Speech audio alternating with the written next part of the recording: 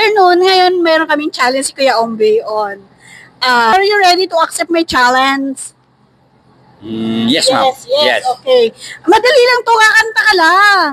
Alam mo ba yung tono ng Bahay Kubo? Yes, ma'am. O sige, paano po? Bahay kubo, kahit kubo. Sige, ganun tono. Ngayon, dahil may challenge tayo, kailangan mong kailangan natin palitan ng tono.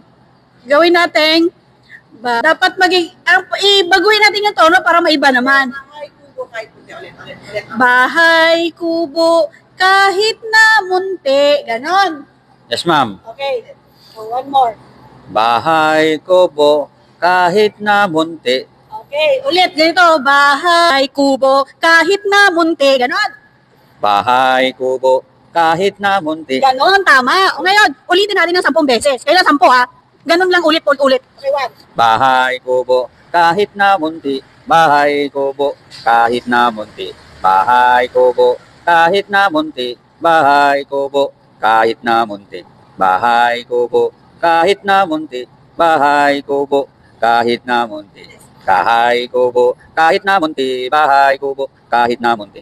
Bahay kubo, kahit na munti. Oy, very good. Ang galing naman natin. O ngayon, bago natin ulit, ibalik natin sa original na tono. O sige nga po, paano ulit nga yung original na Bahay Kubo?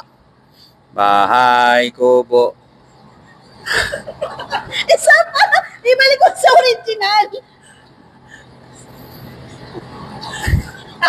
Sige, kaya. Bahay kubo. Kahit na munti.